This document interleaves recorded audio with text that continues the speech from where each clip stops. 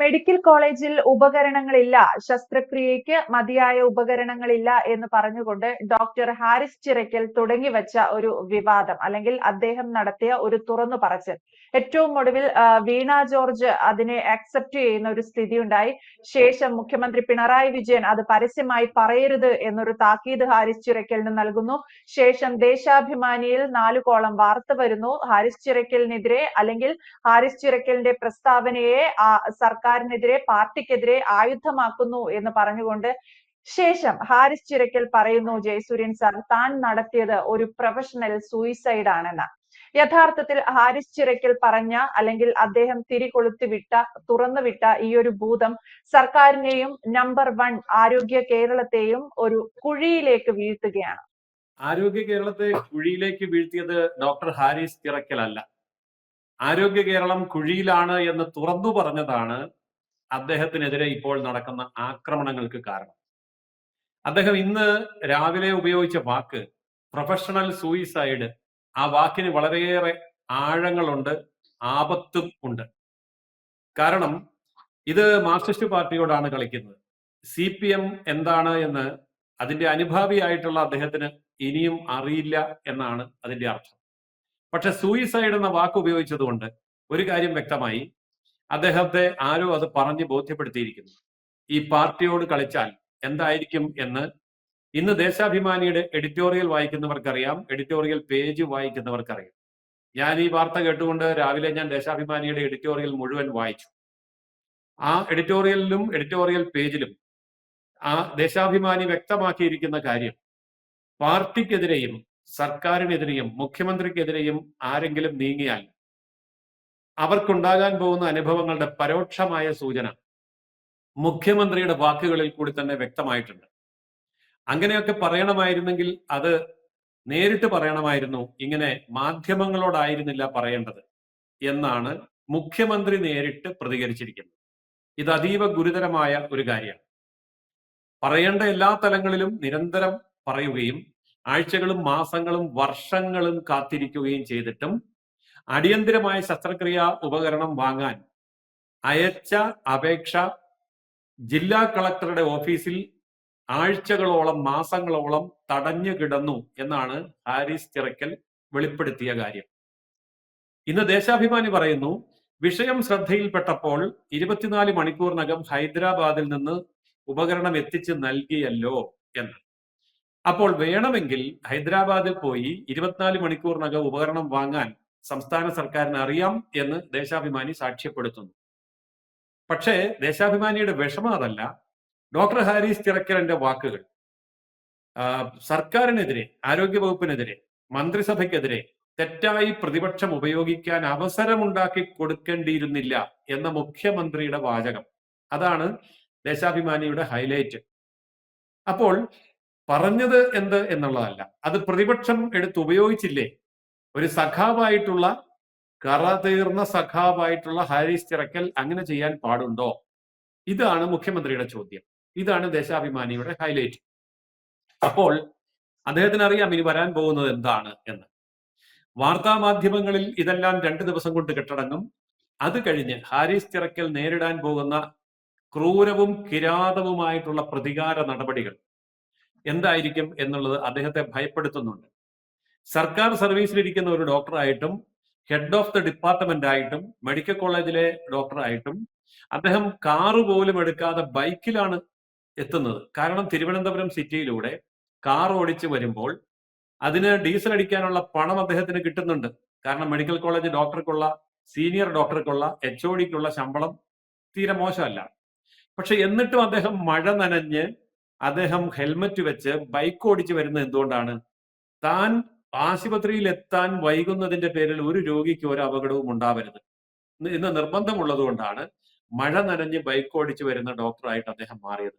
അത്രമാത്രം താൻ ചെയ്യുന്ന കർമ്മത്തോടുള്ള പ്രതിബദ്ധത അദ്ദേഹത്തിനുണ്ട്. പക്ഷെ ഈ പ്രതിബദ്ധതയെക്കുറിച്ച് ദേശാഭിമാനി എഴുതുന്നില്ല, അതിനെക്കുറിച്ച് മുഖ്യമന്ത്രി മിണ്ടുന്നില്ല. അത് പാർട്ടിക്കും സർക്കാരിനും ഉണ്ടാക്കിയ അവമതിപ്പ്. പ്രതിപക്ഷം അതെടുത്ത് ഉപയോഗിക്കും, പ്രതിപക്ഷത്തിന്റെ കയ്യിൽ ആയുധം കൊടുത്തതിലെ ആപത്ത്, ഇതാണ് മുന്നോട്ട് വെക്കുന്നത്.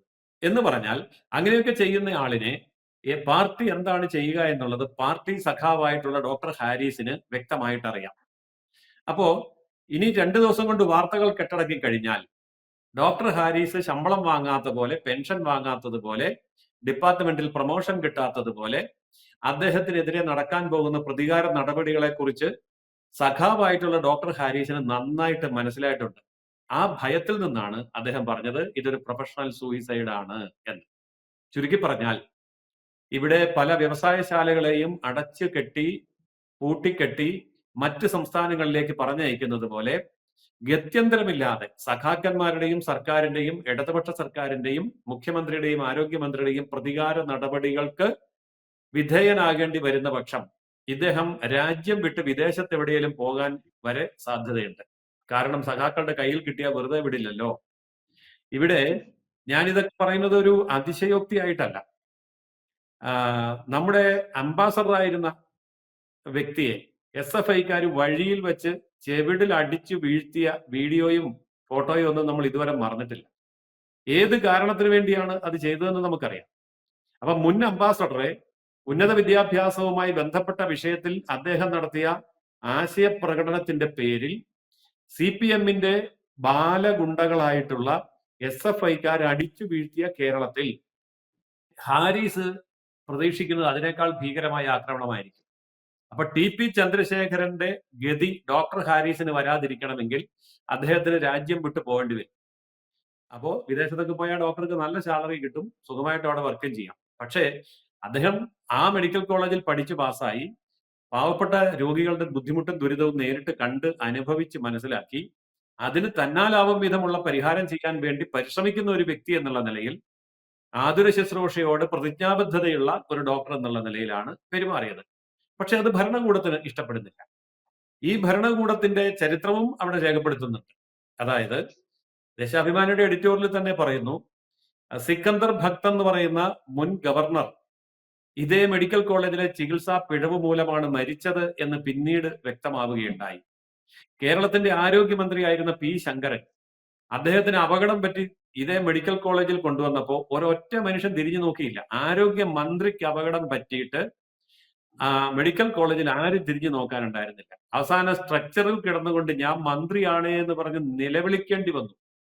ഇതാണ് ഡോക്ടർ അവിടെ ഉണ്ടായ സംഭവം. ഇതൊക്കെ ദേശാഭിമാനിയുടെ എഡിറ്റോറിയലിൽ തന്നെ പറഞ്ഞിട്ടുള്ള കാര്യമാണ് ഞാൻ സൂചിപ്പിച്ചത്. അപ്പോ ഇതാണ് കേരളത്തിന്റെ ആരോഗ്യ രംഗം എന്നുള്ളത് ഇന്നത്തെ എഡിറ്റോറിയലോടുകൂടി വളരെ വ്യക്തമാകുകയാണ്. അതായത് ശരിക്കും പറഞ്ഞാൽ പല്ലിന്റെ ഇട കുത്തി മണപ്പിക്കുക എന്ന് നാട്ടിലൊരു ചൊല്ലുണ്ട്. ദേശാഭിമാനിയുടെ എഡിറ്റോറിയൽ ഇന്ന് ചെയ്തിരിക്കുന്നത് കേരളത്തിന്റെ ആരോഗ്യ മേഖലയുടെ പല്ലിട കുത്തി മണപ്പിക്കുന്ന പരിപാടിയാണ്. ഈ സിക്കന്ദർ ഭക്ത് ചികിത്സാ പിഴവ് മൂലം അണുബാധയേറ്റ് തിരുവനന്തപുരം മെഡിക്കൽ കോളേജ് മരിച്ചു എന്നുള്ളത് ഇപ്പോഴാണ് ഞാൻ ഓർക്കുന്നത്. പണ്ട് ഞാൻ കേട്ടിട്ടുണ്ട്. അതുപോലെ ആരോഗ്യമന്ത്രി ശങ്കരൻ കാലൊടിഞ്ഞു വന്നിട്ട് ഞാൻ ആരോഗ്യമന്ത്രിയാണ് എന്ന് പറഞ്ഞ് വിളിച്ച് കരയേണ്ടി വന്നതും ഇപ്പോഴാണ് ഞാൻ ഓർക്കുന്നത്. പണ്ട് കേട്ടിട്ടുണ്ട്. ഏതായാലും അതൊക്കെ ദേശാഭിമാനി എടുത്ത് പുറത്തിട്ടത് നന്നായി. കാരണം ഞങ്ങൾ ഇത്രയൊക്കെ ചെയ്തവരാണ് എന്ന് പറഞ്ഞാൽ ഗവർണറെ കൊല്ലാനും ആരോഗ്യമന്ത്രിയെ കരയിക്കാനും വരെ അറിയാവുന്ന ആൾക്കാരാണ് ഞങ്ങൾ. ഞങ്ങൾ മോശക്കാരല്ല എന്നാണ് ദേശാഭിമാനി അഹങ്കരിക്കുന്നത്. പക്ഷേ ഇവിടെ ഈ ഡോക്ടർ ഹാരിസിന്റെ ജീവൻ രക്ഷിക്കാൻ വേണ്ടി ആരോഗ്യ കേരളം അണിനിരക്കേണ്ട അവസ്ഥ വന്നിരിക്കുന്നു. ഇല്ലെങ്കിൽ TP ചന്ദ്രശേഖരനെ പോലെ 51 വെട്ട തീർക്കുമെന്നൊന്നും അറിയത്തില്ല. ഡോക്ടർ ഹാരിസിനെതിരെയുള്ള CPMന്റെ നടപടി എന്താണ് എന്ന് നമുക്ക് കാത്തിരുന്ന് കാണേണ്ടി വരും.